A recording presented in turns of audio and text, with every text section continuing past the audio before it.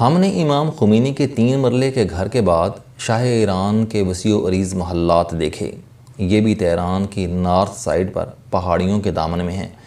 یہ ایک وسیع کمپلیکس ہے جسے سڑکوں اور ٹریکس کے ذریعے جوڑا گیا ہے۔ گیٹ سے مرکزی عمارت تک الیکٹرک گاڑیوں کے ذریعے پہنچا جاتا ہے۔ یہ گاڑیاں مسافروں کو محل کے پورچ میں پہنچا دیتی ہیں اور اس کے بعد مختلف محلات کے لیے پیدل چلنا پڑتا ہے۔ تمام عمارتیں پہاڑی راستوں پر ہیں اور ان تک پہنچنے کے لیے ٹانگیں اور پھیپھڑے دونوں ٹھیک ٹھاک استعمال ہوتے ہیں۔ ہم سب سے پہلے ایران کے آخری بادشاہ محمد شاہ پہلوی کے والد رضا خان پہلوی کے محل میں گئے۔ ہمیں وہاں جا کر علم ہوا کہ عمارتوں میں داخلے کے لیے الگ الگ ٹکٹس خریدنے پڑتے ہیں اور یہ گیٹ سے ملتے ہیں۔ ہم بہرحال دوبارہ گیٹ پر آئے، نئے سرے سے ٹکٹ خریدے اور دوبارہ محل میں پہنچ گئے۔ رضا خان پہلوی نے ایران میں پہلوی سلطنت کی بنیاد رکھی تھی۔ یہ مازندران صوبے سے تعلق رکھتے تھے۔ پہلوی ان کا قبیلہ تھا۔ قاجار خاندان کے سپاہی تھے، ان پڑھ تھے، لیکن اس کے باوجود ترقی کی اور آرمی چیف اور قاجار خاندان کے آخری بادشاہ احمد شاہ قاجار کے دست راست بن گئے۔ احمد شاہ ایک نائل حکمران تھا۔ اس کے دور میں ایران طائف الملوکی کا شکار تھا۔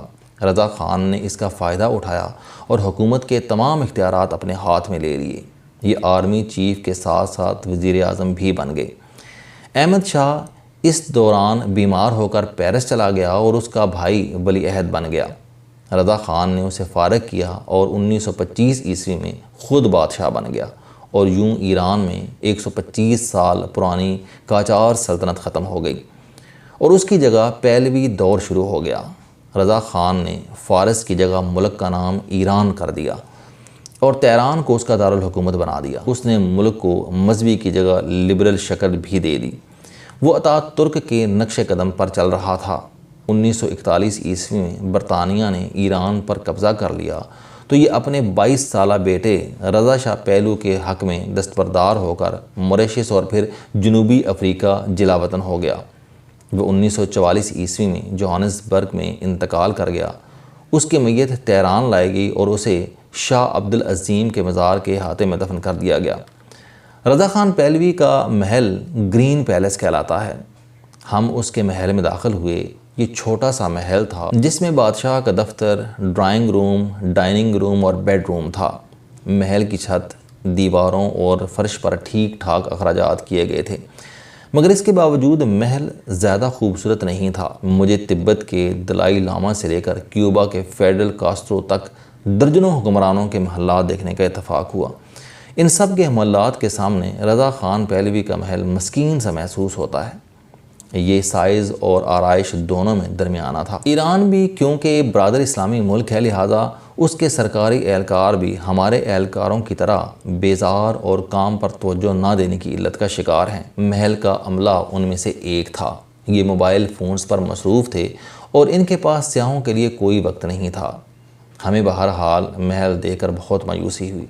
ہم اس کے بعد رضا شاہ پہلوی جو ایران کے آخری بادشاہ تھے کے محلات کی طرف نکل گئے۔ کمپلیکس کی ایک عمارت میں بادشاہ کی گاڑیاں کھڑی تھیں۔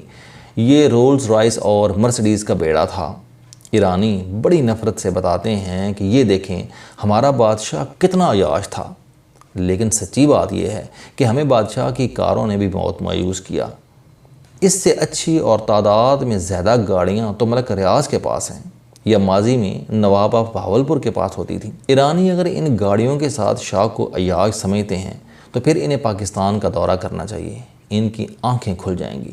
ہاں البتہ شاہ کے ملبوسات کا عجائب گھر بڑا اور دیکھنے لائق تھا۔ شاہ نے 3 شادیاں کی تھیں۔ اس کی پہلی بیوی ملکہ مصر کے شاہ فاروق کی ہمشیرہ شہزادی فوزیہ تھیں۔ اس کے بطن سے صرف ایک بیٹی شہزادی شہناز پیدا ہوئی۔ بادشاہ نے اسے طلاق دے کر ثریا اسفندیاری سے شادی کی، مگر وہ بادشاہ کو اولاد کی نعمت نہ دے سکی۔ چنانچہ شاہ نے مجبور ہو کر 1959 عیسوی میں فرح دیبا سے شادی کر لی اور اس کے بطن سے 1960 عیسوی میں ولی عہد پرنس رضا پیدا ہوا، لیکن اس بیچارے کو سلطنت نصیب نہیں ہوئی اور یہ آج جلا وطنی میں زندگی گزار رہا ہے۔ ملبوسات کے چیمبرز میں بادشاہ، اس کی تینوں بیگمات اور بچوں کے ملبوسات تھے۔ یہ تعداد اور کوالٹی میں بہت اچھے تھے۔ شاہی خاندان ملک کے ہر حصے کے درزیوں اور جلاحوں کے کپڑے پہنتا تھا، چنانچہ وہاں ایران کے تمام خطوں کے ملبوسات تھے اور ہر لباس کے سامنے کھڑے ہو کر داد دینے کا دل چاہتا تھا۔ شاہ کے فوجی لباس اور وردیوں کا سیکشن الگ تھا اور اس سیکشن میں لباس کے ساتھ شاہ کی تصویریں اور لباس کی تاریخ درج تھی۔ ہمیں شاہی کچن میں جانے کا اتفاق ہوا۔ کچن بڑا اور جدید تھا۔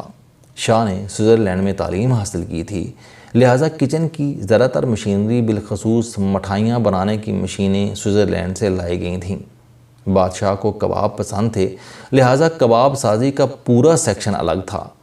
کھانوں کو ٹیسٹ کرنے کا سیکشن بھی تھا، جس میں موجود ڈاکٹر شاہ کو پیش کیے جانے والے تمام کھانے ٹیسٹ کرتے تھے اور اس کے بعد ڈاکٹر کے سرٹیفکیٹ کے ساتھ کھانا بادشاہ کو پیش کیا جاتا تھا۔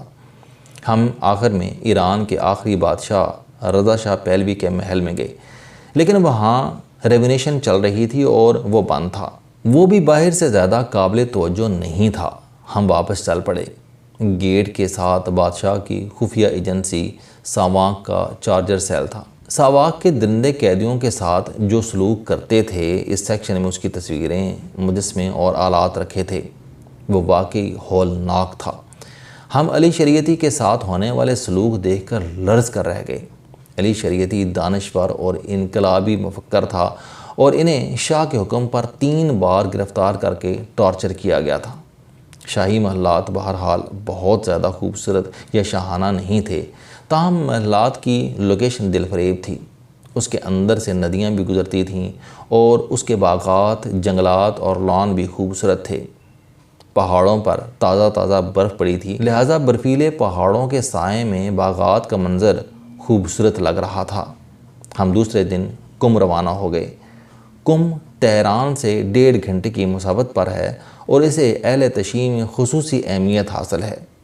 کم میں حضرت امام رضا رحمۃ اللہ علیہ کی ہمشیرہ سیدہ معصومہ رحمۃ اللہ علیہ کا روضہ اور اہل تشیع کے قدیم مدارس ہیں۔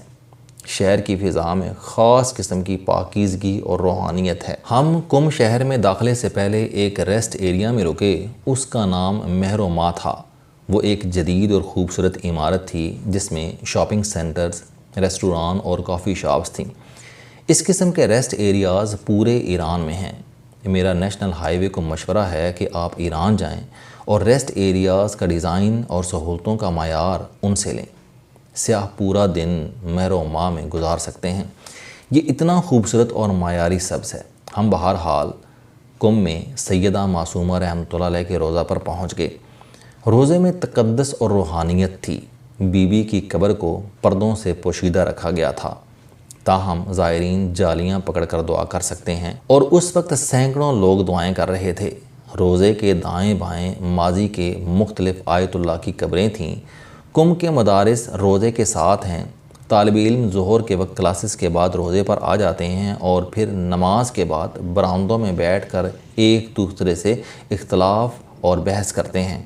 یہ چھوٹا سا مناظرہ ہوتا ہے، لیکن اس میں ایک دوسرے کے جذبات کا خصوصی خیال رکھا جاتا ہے۔ ہم نے دیکھا کہ برآمدوں میں نوجوان طالب علم ٹولیوں میں ایک دوسرے سے مناظرہ کر رہے تھے، لیکن ان کی آوازیں مدھم اور لہجے مہذب تھے۔ ہم روضہ شریف کے بعد آیت اللہ مرعشی نجفی کی لائبریری دیکھنے گئے۔ یہ کم کی سب سے بڑی اور قدیم لائبریری ہے، جس میں 2.5 لاکھ کتابیں اور 25,000 قلمی نسخے ہیں۔ مرعشی نجفی اہل تشیع کے واحد آیت اللہ ہیں جنہوں نے حج نہیں کیا تھا۔ وہ کتابوں کے عاشق تھے، اپنی ساری کمائی کتابوں پر خرچ کر دیتے تھے، چنانچہ ہر سال حج کے وقت ان کے پاس زیادہ راہ نہیں بچتا تھا۔ ان کا دعویٰ تھا کہ علم حج سے بالا تر ہے، علم حاصل کریں، علم کی کوئی قضا نہیں ہوتی، لہذا یہ زندگی میں حج نہیں کر سکے۔ لیکن آپ ان کے مریدوں کا کمال دیکھیے۔ کم کے لوگ زندگی میں 2 حج کرتے ہیں، ایک حج اپنے لیے اور دوسرا مرعشی نجفی کے لیے، چنانچہ ہر سال ان کے نام پر 2 لاکھ حج کیے جاتے ہیں۔ مرعشی نجفی اپنی لائبریری میں فوت ہوئے تھے۔ ان کا مزار بھی لائبریری میں ہی بنایا گیا تھا۔ ہم نے لائبریری کی ڈیوڑی میں ان کا مزار دیکھا اور اس پر فاتحہ پڑھی، تاہم ہمیں لائبریری دیکھنے کی اجازت نہیں ملی۔ انتظامیہ کا کہنا تھا کہ لائبریری میں داخلے کے لیے ممبرشپ ضروری ہے اور ہم ظاہر ہے ممبر نہیں تھے، لہٰذا ہم لائبریری میں داخل نہیں ہو سکے، تاہم عمارت باہر سے وسیع اور خوبصورت تھی۔ ہم نے کم کی گلیوں میں سیاہ گاؤن میں سینکڑوں طالب علم اور اساتذہ دیکھے۔ حسین باقری نے بتایا کہ سیاہ امامہ اور سیاہ گاؤن میں ملبوس لوگ سید ہوتے ہیں۔ سید سبز امامہ بھی پہن سکتے ہیں، جبکہ سفید امامہ اور سفید گاؤن کے لوگ طالب علم ہوتے ہیں۔ نجیب الطرفین یعنی ماں اور باپ دونوں سائڈ سے سیدوں کو طبا طبائی کہا جاتا ہے۔ چنانچہ جس شخص کے نام کے ساتھ طبا طبائی لکھا ہو، اس کا مطلب ہے کہ وہ والد اور والدہ دونوں سائڈ سے سید زادہ ہے۔ السلام علیکم دوستو، علم دوستی چینل بنانے کا مقصد موٹیویشنل اور زندگی بدل دینے والی کہانیاں آپ تک پہنچانا ہے۔ مجھے خوشی ہے کہ آپ احباب کو یہ ویڈیوز بہت پسند آ رہی ہیں۔ کوئی بھی شخص جو مایوسیوں میں گھرا ہو یا کوئی بھی شخص جو اپنی زندگی مثبت انداز سے گزارنا چاہتا ہے، اس کے لیے یہ چینل لائف چینجنگ ثابت ہوگا۔ میرا دعویٰ ہے کہ کوئی بھی شخص اگر اس چینل کی ویڈیوز دیکھ اور سن لے گا تو اس کی زندگی بدل جائے گی۔ اگر آپ کو یہ چینل پسند آئے تو اسے سبسکرائب کرنا نہ بھولیں تاکہ ہر نئی آنے والی ویڈیو آپ تک پہنچ سکے۔ اس ویڈیو کو دوسروں تک ضرور پہنچائیں کیونکہ یہ صدقہ جاریہ ہے۔